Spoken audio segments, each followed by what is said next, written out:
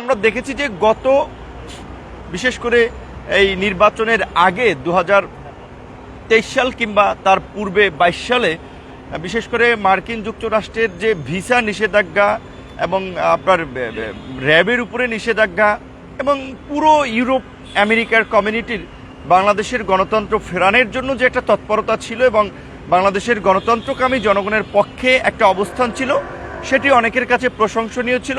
এবং আমরা বলেছি যে বাংলাদেশের প্রকৃত বন্ধু রাষ্ট্র যারা, তাদের অবস্থান জনগণের সাথেই হওয়া উচিত। যে জনগণ দীর্ঘদিন ধরে তারা ভোট দিয়ে জনপ্রতিনিধি নির্বাচন করতে পারে না, ভোট দিতে পারে না। তো কাজেই বাংলাদেশের যারা প্রকৃত বন্ধু রাষ্ট্র, উন্নয়ন সহযোগী রাষ্ট্র, তারা জনগণের এই আকাঙ্ক্ষায় প্রাধান্য দিয়ে তারা জনগণের পক্ষে অবস্থান নেবেন। সেখানে মার্কিন যুক্তরাষ্ট্রের বেশ একটা তৎপর ভূমিকা দেখা গিয়েছিল, বিশেষ করে নির্বাচনের পূর্বে। কিন্তু তার মানে এই না যে বাংলাদেশের জনগণকে মার্কিন যুক্তরাষ্ট্রের দিকেই তাকিয়ে থাকতে হবে কিংবা মার্কিন যুক্তরাষ্ট্রই এইখানে গণতন্ত্র উদ্ধারকর্তায় পরিণত হবে। নির্বাচনের পর বিরোধী দল আবার তাদের সেই আন্দোলন সংগ্রাম এবং রাজপথের কর্মসূচি স্বাভাবিক করছে। আবার মার্কিন যুক্তরাষ্ট্রের যে তৎপরতা আমরা সেটি লক্ষ্য করছি। সেই ক্ষেত্রে মার্কিন যুক্তরাষ্ট্রের যদি এই তৎপরতা আপনার মধ্যবর্তী নির্বাচনের জন্য হয়ে থাকে, আমরা অ্যাপ্রিসিয়েট করব, আমরা স্বাগত জানাবো। এবং বাংলাদেশের জনগণ তো মধ্যবর্তী কিংবা শেষবর্তী শুরুরবর্তী কোনো নির্বাচন না। আমরা বারবার বলছি যে এই সরকার জনবিচ্ছিন্ন সরকার, জনগণের ভোটবিহীন সরকার এবং আমাদের প্রতিবেশী দেশের একটা চাপিয়ে দেওয়া সরকার। এরা বাংলাদেশের জনগণের সরকার নয়। জনগণের সরকার প্রতিষ্ঠায় আমরা আন্দোলন করছি। গণ অভ্যুত্থানের মাধ্যমে আমরা এই ফ্যাসিবাদকে উৎখাত করে জনগণের সরকার প্রতিষ্ঠা করতে চাই। সেখানে যদি মার্কিন যুক্তরাষ্ট্র কিংবা ইউরোপীয় ইউনিয়ন এগিয়ে আসে, সেটা নিশ্চয়ই বাংলাদেশের মানুষ ভালো চোখে দেখবে। এখন মার্কিন যুক্তরাষ্ট্রের একজন প্রভাবশালী আপনার উপমন্ত্রী, দক্ষিণ ও মধ্য এশিয়া বিষয়ক মন্ত্রী, উপমন্ত্রী যিনি ডোনাল্ড লু, নির্বাচনের আগে এসেছিলেন, এখন আসছেন। তার এই আশাটা আবার বিশেষ করে জনগণ থেকে শুরু করে রাজনৈতিক বিশ্লেষক, সাংবাদিক, সাধারণ মানুষ সবার কাছে একটা অন্য ধরনের আগ্রহ এবং কৌতূহল সৃষ্টি করে। কারণ এটা অনেকেই জানে যে বিশেষ করে পাকিস্তানে যে ইমরান খানের সরকারকে উৎখাত করার জন্য আপনার এই ডোনাল্ড লুর ভূমিকা ছিল, সেটা ইমরান খান নিজে বলেছে। এমনকি শ্রীলঙ্কাতেও যে এই আপনার পরিবারতান্ত্রিক যে ফ্যাসিস্ট শাসনের বিরুদ্ধে সেখানকার জনগণ যে গণ অভ্যুত্থান ঘটিয়েছে, এইখানেও অনেকে বলে যে মার্কিন যুক্তরাষ্ট্রের একটা ইনভলভমেন্ট ছিল, তৎপরতা ছিল, যেহেতু শ্রীলঙ্কা অর্থনৈতিক ক্ষেত্রে একেবারেই আপনার চীনের দ্বারস্থ ছিল। তো এখন বাংলাদেশের এই সরকার তো কার্যত মার্কিন যুক্তরাষ্ট্রের বিরুদ্ধে যুদ্ধ ঘোষণা করেছে অনেক আগে। মার্কিন যুক্তরাষ্ট্রের উপমন্ত্রী হলেও বাংলাদেশ তথা এই সাবকন্টিনেন্টের দেশগুলোতে তাদের এই আসা যাওয়া, তাদের একটা দেশ সম্পর্কে মন্তব্য করাকে খুব গুরুত্বের সাথে দেখা হয়। কিন্তু আমরা দেখেছি যে এই সরকার এতটা উন্মাদ এবং এতটা বেপরোয়া নিজের নাগরিকদের সাথে আচরণ করছে, এটা আন্তর্জাতিকভাবেও সেই বেপরোয়া এবং উন্মাদের মতো আচরণ করছে যে মার্কিন যুক্তরাষ্ট্রের আপনার এই উপমন্ত্রীদেরকে 2 টাকার মন্ত্রী বলেছে। সাবেক রাষ্ট্রদূত আপনার ড্যান ডব্লিউ মজিনাকে কাজের মেয়ে মর্জিনা বলেছে। এবং প্রধানমন্ত্রী তো পার্লামেন্টে বারবার বলেছিলেন, আমেরিকার বিরুদ্ধে বলেছেন। যদিও প্রধানমন্ত্রী বলেছিলেন এবং আওয়ামী লীগের নেতারা বলছেন, কারণ তারা জানে যে আমেরিকা তাদেরকে কোনোভাবে সাপোর্ট করছে না এবং আমেরিকা সুযোগ পেলে যে কোনোভাবে সরকারের একটা পতন ঘটাতে সহযোগিতা করবে। এই কারণে তারা আমেরিকা বিরোধী একটা অবস্থান নিয়েছে এবং নিচ্ছে। এবং সামগ্রিক রাজনৈতিক প্রেক্ষাপটে বা বিশ্লেষণে এটা দেখা যায়। দেখেন, বাংলাদেশকে কেন্দ্র করেই কিন্তু আমেরিকার মতো একটা সুপার পাওয়ার, শক্তিশালী দেশ এত কথা বলল নির্বাচনের আগে, এত ধরনের পদক্ষেপ নিল এই মার্কিন র্যাবের উপরে, র্যাব সহ প্রশাসনের উপরে এই যে গুম খুন, বিরোধীদের নির্যাতনের কারণে নিষেধাজ্ঞা দিল তাদের উপরে, তারপরে ভিসা নিষেধাজ্ঞা দিল। এবং তারা কিন্তু তাদের বিবৃতির মাধ্যমে পরিষ্কার বলেছে যে ভিসা নিষেধাজ্ঞা এখনো শেষ হয়ে যায়নি, কার্যক্রম চলমান। এখন ওবায়দুল কাদের সাহেব বলছেন যে বিএনপিকে বা বিরোধীদের ইন্ডিকেট করে যে ডোনাল্ড লু আসছেন আওয়ামী লীগের সাথে সম্পর্ক উন্নয়ন করতে, যে বিরোধীদের আন্দোলন কিংবা বিরোধীদের সহযোগিতা করতে নয়। আচ্ছা, আপনার সরকার এমনি চাপে আছে, জনগণ ভোট কেন্দ্রে যায় নাই বিরোধীদের বর্জনের মুখে, মাত্র 5% ভোট পেয়েছে। তো 5% সরকারের পাশে যদি আমেরিকার মতো একটা সুপার পাওয়ার শক্তি থাকে, তাহলে তো তাদের জন্য শক্তি, তাদের তো ঢোল দেওয়ার কিছু নাই, তাহলে তো তারা শক্তভাবে ক্ষমতায় থাকতে পারবে।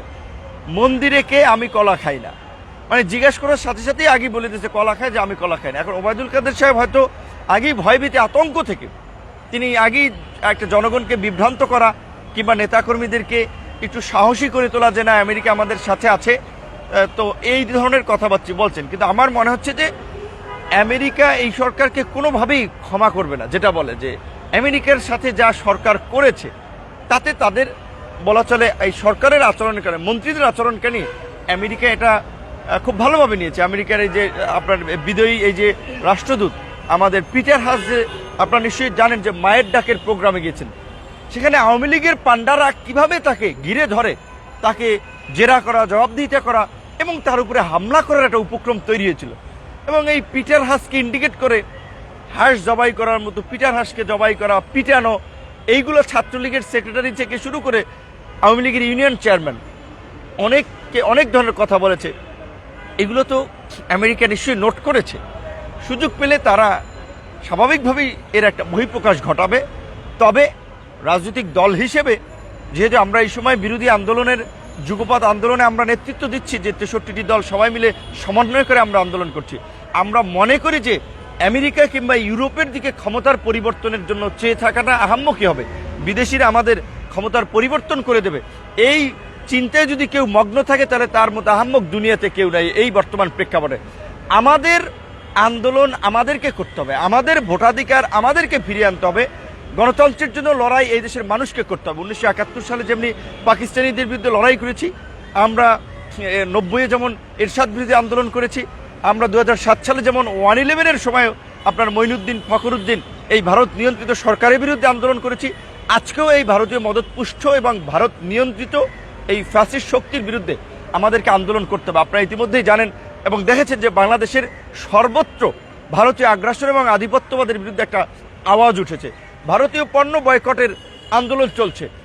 ওবায়দুল কাদের সাহেব, হাসান মাহমুদ, অনেক মন্ত্রীর এমপিরা কিন্তু বলছে যে ভারতীয় পণ্য বয়কট নাকি তেমন আপনার সাড়া পাচ্ছে না, ভারতীয় পণ্য বয়কট নাকি ব্যর্থ হচ্ছে। ওকে ভাই, ব্যর্থ হতে দে, তোদের তো তৎপরতা কেন? আমরা তো আওয়ামী লীগের বিরুদ্ধে দাঁড়াইনি, আমরা ভারতীয় পণ্য বয়কট করছি। এবং এই ইউরোপ যে আপনার গবেষণা করে দেখিয়েছে ভারতীয় আপনার পণ্যের মধ্যে 18% আপনার গোমূত্র থাকে। ভারতীয় 527টি পণ্যে ক্যান্সার সৃষ্টিকারী আপনার উপাদান রয়েছে। বাংলাদেশের মতো দেশে যেখানে এই যে আমাদের বাইরে থেকে যে আমদানির যে পণ্যগুলো আসে, এইগুলো কিন্তু কার্যকর পরীক্ষা নিরীক্ষা করার খুব একটা ব্যবস্থা নেই। এবং এই দেশে আপনার ঘুষ দিলে বিষকেও আপনার খাদ্যদ্রব্য হিসেবে আপনার এই সরকারি কর্মকর্তা কর্মচারী বা যারা দায়িত্বে তারা চালিয়ে দেবে। কারণ আমাদের দেশে অসততা, ভেজাল, দূষণ, দুর্নীতি এতটা প্রকট আকার ধারণ করেছে, এইখানে ঘুষ দিলে, টাকা দিলে সব কিছু মিলে। তো এই যে ভারতীয় বিষাক্ত খাদ্যদ্রব্য এই দেশে প্রবেশ করছে, আমাদের একটা সন্দেহ যে এর মধ্যে দিয়ে ভারত কার্যত এই জাতিকে ধ্বংস করার একটা মিশন নিচ্ছে কিনা, যে এই দেশে যেন মেধাবী মানুষ গড়ে না ওঠে।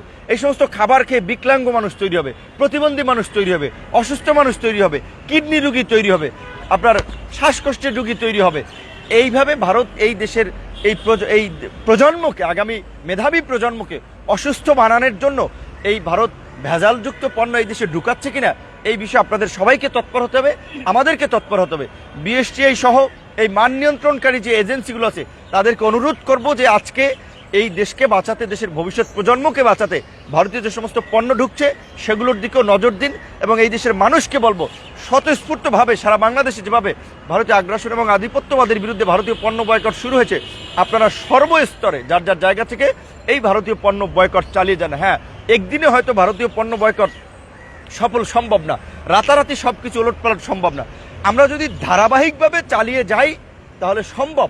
আপনাদেরকে একটা উদাহরণ আমি দিতে চাই যে এরশাদের শাসনামলে ডাক্তার জাফরুল্লাহ চৌধুরী এরশাদ সাহেবকে দিয়ে একটা ওষুধ নীতি করিয়েছিলেন। এই ওষুধ নীতি করানোর আগে বাংলাদেশে 1700 রকমের বিদেশি ঔষধ এইখানে আপনার বিক্রি হতো, সমস্ত ঔষধই ছিল দেশের বাইরের প্রতিষ্ঠান। এখন চিন্তা করেন, আপনি অ্যান্টিবায়োটিক তৈরি করবেন, ইনজেকশন তৈরি করবেন, এইটা কেউ কল্পনা করা যেত? 90-এর দশকে আপনি ওষুধ তৈরি করবেন এই দেশে। জাফরুল্লাহ চৌধুরীর এই ওষুধ নীতির ফলে সমস্ত বিদেশি কোম্পানিগুলো পালিয়ে গেছে, বাংলাদেশের এখন 97 থেকে 98% ওষুধ এই দেশে উৎপাদন হয়। তো ওষুধ যদি এই দেশে উৎপাদন হতে হয়, সাবান, সোনো, পাউডার, আপনার তেল, এগুলো কেন আমরা উৎপাদন করতে পারবো না? অবশ্যই আমরা উৎপাদন করতে পারবো। তাই আজকে আমরা জনগণকে আহ্বান জানাবো, 2 পয়সা বেশি গেলেও আল্লাহর হস্তে ভারতীয় পণ্য আপনারা বর্জন করেন, পরিহার করেন।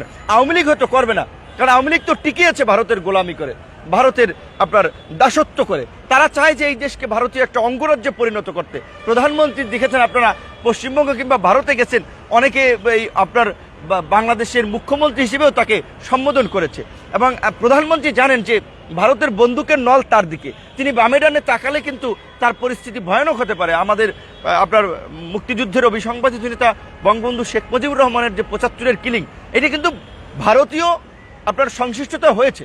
বঙ্গবন্ধু শেখ মুজিবুর রহমান যখন আপনার ভারতের বিধিনিষেধ উপেক্ষা করে ওআইসিতে আপনার ওআইসির সম্মেলনে পাকিস্তানে গেলেন, কারণ বঙ্গবন্ধু বুঝেছিলেন বাংলাদেশ একটা মুসলিম অধ্যুষিত দেশ, এই দেশকে এগিয়ে নিতে হলে মুসলিম দেশগুলোর সাথে, মিডল ইস্টের সাথে সম্পর্ক স্থাপন করতে হবে। এমনকি পাকিস্তানও যেহেতু একটা মুসলিম কান্ট্রি, কাজে মুসলিম উম্মার জায়গা থেকে তিনি পাকিস্তানের সাথে সম্পর্ক উন্নয়ন করেছিলেন, ভুট্টোকে এই দেশে তিনি এনেছিলেন। এইটা ভারতের ভালো লাগে নাই, যে কারণে ভারত কিন্তু তাকে সরাই দিয়েছে। এমনকি জিয়াউর রহমান যখন আপনার এই 75-এর আপনার 7ই নভেম্বরে যখন সিপাহী জনতার এই বিপ্লবের মধ্য দিয়ে যখন তিনি রাষ্ট্র ক্ষমতা আসতেন, তখন ভারতের যে প্ল্যানটা ছিল যে বাংলাদেশের সামরিক বাহিনীকে একটা পঙ্গু করার, সেই প্ল্যানটা আর কাজে দেয় নাই। যেই কারণে সেই আপনার এই 78 থেকে এই অল্প কয়েক বছরের মাধ্যমে জিয়াকেও কিন্তু সরিয়ে দিয়েছে ভারত। এমনকি তার সর্বশেষ আক্রমণটা তারা এই দীর্ঘদিন ধরে যে প্ল্যান পরিকল্পনা করে তারা যে করে রেখেছিল, তার সর্বশেষ ইমপ্লিমেন্টেশন করেছে বিডিআর বিদ্রোহের মাধ্যমে। এই তথাকথিত বিডিআর বিদ্রোহের মাধ্যমে মূলত ভারতীয় অফিসাররা এবং সরকারের মধ্যে থাকা ভারতীয় দালাল এজেন্টদেরকে ব্যবহার করে আমাদের সামরিক বাহিনীকে পঙ্গু করেছে। কারণ আপনারা দেখেন যে বাংলাদেশে যখনই রাজনৈতিক সংকট তৈরি হয়েছে, জাতীয় সংকট তৈরি হয়েছে, সামরিক বাহিনী এগিয়ে এসেছে, নেতৃত্বে বসেছে, হস্তক্ষেপ করেছে। আজকের সাধারণ মানুষও কিন্তু মনে করে যে বাংলাদেশের ক্ষমতার পরিবর্তনের 2টা পথ আছে, একটা ধারাবাহিকভাবে রাজনৈতিক আন্দোলনের মাধ্যমে একটা গণ অভ্যুত্থান, অথবা একটা সামরিক কু। এখনকার প্রেক্ষাপটে আমার বিশ্বাস এবং ধারণা যে জনগণ এই শেখ হাসিনার ফেসিবাদ থেকে বাঁচতে, ভারতীয় তাবেদারদের হাত থেকে বাঁচতে আজকে সামরিক বাহিনী করলেও জনগণ তাদের আর্মিকে ওয়েলকাম করবে রাস্তায় দাঁড়িয়ে, যেটা আমরা আফ্রিকার অঞ্চলগুলোতে দেখেছি। তো কাজেই এই অবস্থায় সামরিক বাহিনী যেন বাংলাদেশে কখনো মাথা তুলে দাঁড়াতে না পারে, রাষ্ট্র ক্ষমতা আসতে না পারে, রাষ্ট্রকে স্বাধীন, সার্বভৌম এবং সুরক্ষিত করতে না পারে, সেই জন্যই এই বিডিআর বিদ্রোহের নামে সেনা অফিসারদেরকে হত্যাকাণ্ডের এই নীল নকশা করা হয়েছিল। এবং এই নীল নকশার সাথে সরকারের এমপি, মন্ত্রী থেকে শুরু করে সেই সময়ের দায়িত্বশীল বেশ কিছু লোকেরা জড়িত রয়েছেন। Thank you. অনেক